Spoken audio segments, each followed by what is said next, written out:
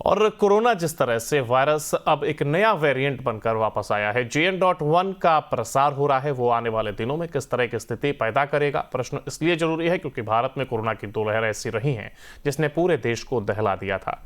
देश बंद हुआ था, रोजगार का संकट खड़ा हुआ और जो किसी ने कल्पना नहीं की थी वैसी स्थिति बन गई। तो क्या इस बार भी ऐसा हो सकता है? जवाब में हमने एक विश्लेषण तैयार किया है, उसे देखिए।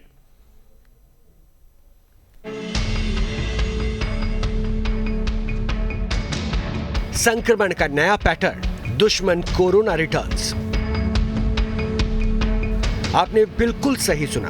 देश के अलग अलग राज्यों में कोरोना के बढ़ते मामलों ने एक बार फिर नया संकट खड़ा कर दिया है। हालांकि ये संकट कितना बड़ा है, इसके बारे में विशेषज्ञों की राय अभी तक सार्वजनिक नहीं हुई है। लेकिन संक्रमण की रफ्तार बता रही है कि इस बार कोरोना वायरस नए लेवल का संक्रमण साथ लेकर आ रहा है। ऐसा इसलिए कहा जा रहा है क्योंकि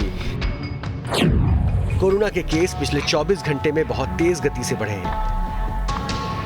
गुरुवार को पिछले 7 महीने में सबसे ज्यादा केस दर्ज किए गए हैं। वहीं जीनोम सीक्वेंसिंग से पता चला है कि इस बार कोरोना वायरस का नया वेरिएंट JN.1 एक्टिव है।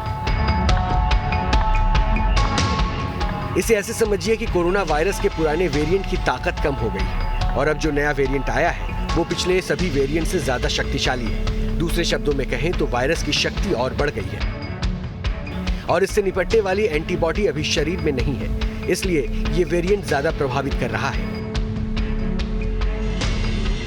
जिसमें सबसे ज्यादा संक्रमण का शिकार हो रहा है केरल राज्य, जहां पूरे देश के 88% केस एक्टिव हैं।